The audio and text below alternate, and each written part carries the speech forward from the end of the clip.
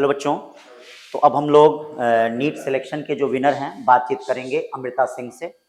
तो हरपुर पीपीगंज की रहने वाली अमृता बड़ी ही होनहार, पिछले साल ये हम लोग के टारगेट बैच में आई थी और टारगेट बैच में बेटा उसके बाद इन्होंने कुछ मार्क्स से इनका सिलेक्शन रुक गया था, लेकिन फिर इस साल हम लोगों ने संजीवनी बैच स्टार्ट किया था।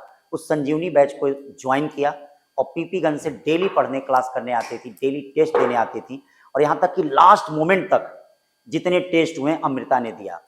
तो पिछले साल अमृता काफ़ी परेशान थी, लेकिन हम लोगों ने खुद अमृता ने अपने आप को, मेन होता बच्चे अपने आप को क्या है मोटिवेट करते हैं, तो जब अमृता ने अपने आप को मोटिवेट किया तो कहा नहीं इस बार सिलेक्शन जरूर होगा और इस साल उसका सिलेक्शन हुआ और 669 720 में अमृता ने गेन किया। तो इसके लिए अमृता को बहुत बहुत बधाई हो। ठीक है, तो अमृता आए दीजिए, लाइए सर।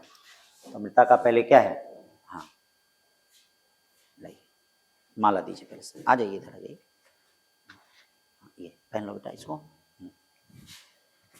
इसको लाइए। तो थोड़ा सा इधर आ जाओ।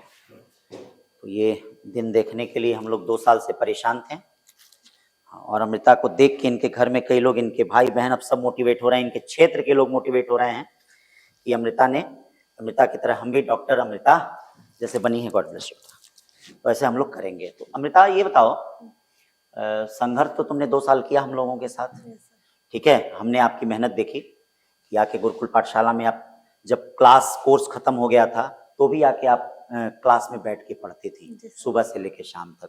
तो आपने मेहनत कहीं जाती नहीं है। जैसे कहा जाता है कि बेटा मेहनत दिखनी चाहिए, जैसे कहा जाता है, बहुत लोग कहते हैं, कई जगह मैंने सुना भी है, हमारे घर परिवार में हमारे बाबा दादा भी कहते थे कि कुछ भी हो मेहनत दिखनी चाहिए, तो उसका रिजल्ट कहीं ना कहीं मिलता है। अगर नहीं इस फील्ड में मिलेगा तो कहीं और मिलेगा। जैसे आप डॉक्टरी में मेहनत करें, मान लीजिए आपका नहीं हुआ तो जरूर कहीं ना कहीं ईश्वर आपको देगा।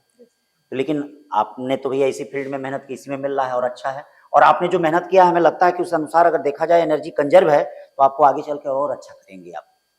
तो बेटा इस संघर्ष में आपके माता पिता ने, आपके घर परिवार ने, आपके गुरुजन ने बहुत ही साथ दिया, आपने खुद अपना साथ दिया। तो ये बताइए माता पिताजी आपके कैसे सोचें कि आप डॉक्टर बनेंगे या कैसे आप सोचेंगे डॉक्टर बनेंगे?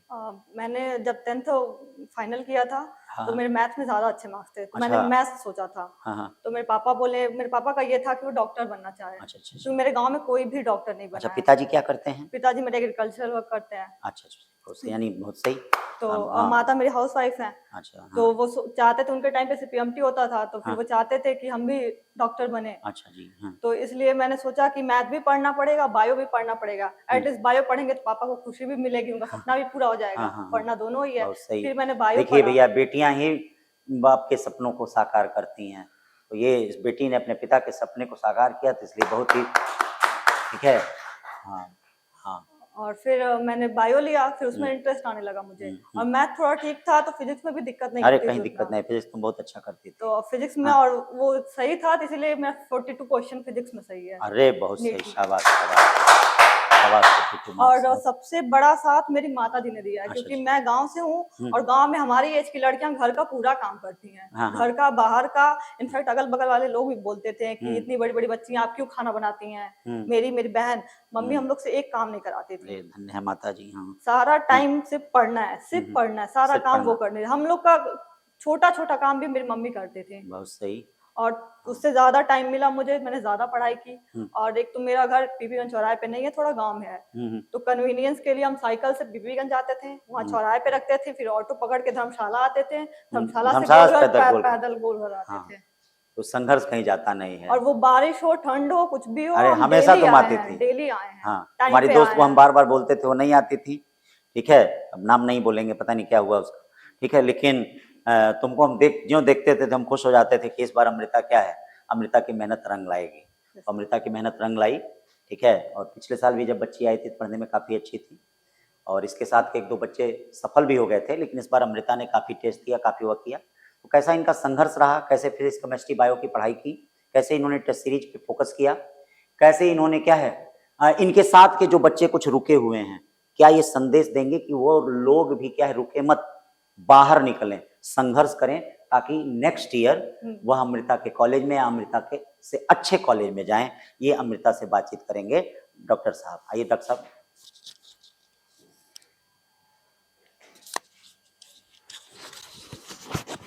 नीट 2024 यूजी के क्रम में आज सफल अभ्यर्थियों के क्रम में हमारे सामने अमृता सिंह, जो हरपुर पीपीगंज की रहने वाली हैं।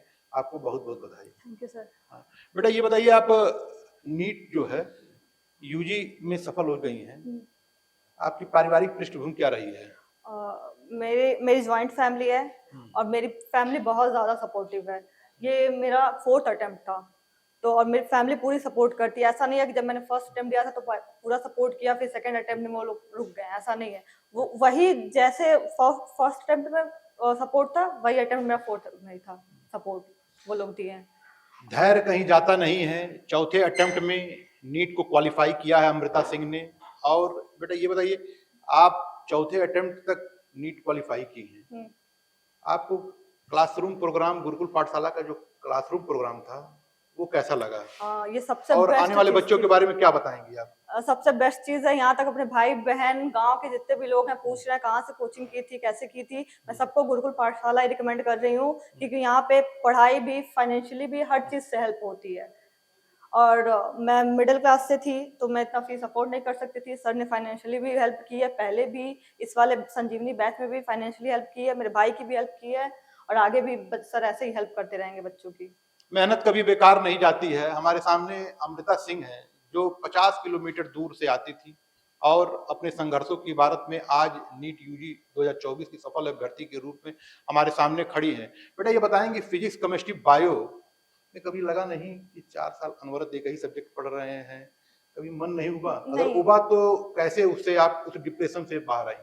नहीं, ऐसा तो होता था कभी कभी कि एक ही चीज बार बार पढ़े जा रहे हैं, फिर लेकिन उसी चीज से क्वेश्चन आता था तो गलत हो जाता था, उसमें बहुत ज्यादा फ्रस्ट्रेशन होता था। तो मैं अपनी मम्मा से शेयर करती थी कि मम्मा ये देखिए ऐसे हो रहा है। कह रही कुछ नहीं, तुम्हें नहीं आता इसलिए वो क्वेश्चन गलत। तुम ये मत सोचो कि तुम्हें आता है, तुम इतने साल से पढ़ी, तुमको आ गया होगा, ऐसा नहीं होता है। तुम्हें नहीं आया इसलिए वो क्वेश्चन गलत है। मेरी मम्मा इसमें सपोर्ट करती थी और घर बहुत मेरा मोटिवेटिंग माहौल रहा है। मेरे बाबा जी मुझे पढ़ाते हैं, मेरे पापा की इतनी कंडीशन नहीं है। मेरे भाई बहन को पापा जी पढ़ाते थे, बाबा जी मुझे पढ़ाते थे, और बाबा जी मेरे बड़े भाई को पढ़ाए हैं, वो भी सफल हो गए हैं, मैं भी सफल हो गई हूँ। मेरे बाबा जी बहुत ज्यादा खुश है इसमें।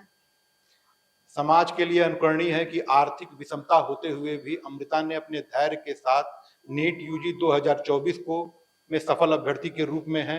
बेटा ये बताइए, कभी ऐसा नहीं हुआ कि फिजिक्स, केमिस्ट्री, बायो, तीनों सब्जेक्ट का समन्वय आप कैसे की, और इस बीच में टेस्ट सीरीज की क्या भूमिका रही?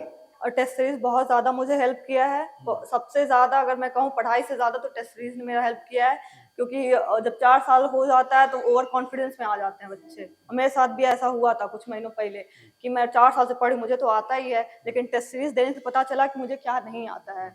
मैंने उस सब की लिस्ट बनाई कि मुझे क्या क्या नहीं आता है, मैंने पढ़ा, उसको फिर से दोबारा पढ़ा। और 1 महीने पहले नीट के मैंने यहीं पे आके पढ़ती थी, क्लासेस बंद हो गई थी, टेस्ट सीरीज बस चलती थी।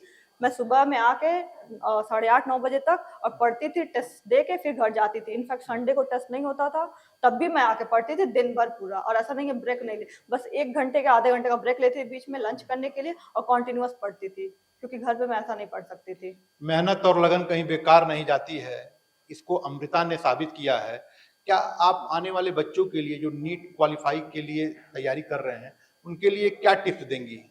पहली बात तो ये मेरे साथ ऐसा था कि मैंने जब फर्स्ट अटेम्प्ट दिया था मेरे 227 मार्क्स आए थे, लेकिन तब भी मैं रुकी नहीं। मुझे पता था कि ये इतने ही सिलेबस से आता है, जो अगर मैं ये नहीं कर पाऊंगी तो मैं कुछ भी नहीं कर पाऊंगी, क्योंकि सब कुछ कन्फाइंड है, एनसीईआरटी सिर्फ एनसीईआरटी। मेरे भले कम मार्क्स आए थे लेकिन मुझे पता था मैं कर लूंगी, तो मैं हारी नहीं। और मैं यही बच्चों से कहना चाहती हूँ कि सब कुछ कन्फाइंड है, बस आपको वहीं पढ़ना, कहीं इधर उधर नहीं जाना है। तो सबसे आसान परीक्षा यही होनी चाहिए आपके लिए, क्योंकि सब कुछ यही है, और गुरुकुल पाठशाला में सब कुछ पढ़ाया जाता है पूरे कॉन्फाइंड तरीके से। और अगर आपको लगता है कि आप कर सकते हैं तो आप कर लेंगे। अच्छा, अपनी सफलता का श्रेय आप किसको देंगे? पहली बात, सबसे पहले तो मेरे बाबा जी, फिर टीचर्स, यहाँ के टीचर्स बहुत ज़्यादा हेल्प की हैं मेरी। और जो चीज़ें नहीं आती थी अलग से पूछना, इनफैक्ट अगर यहाँ नहीं पढ़ रहे हो तो कहीं और जाके यहीं पे पढ़ सकते हो, आराम, सारी व्यवस्था रहती थी कि आप जाके पढ़िए, कोई आपको रोकने वाला नहीं है, सब कुछ आपको मिलेगा। और वहाँ पे सब सारी व्यवस्था रहती थी, सब कुछ था। अनवरत लगन और मेहनत के बल पर सफलता का कोई शॉर्टकट नहीं होता है। इसी क्रम में हम अमृता सिंह को इनके उज्जवल भविष्य की कामना करते हुए इनको बहुत बहुत बधाई।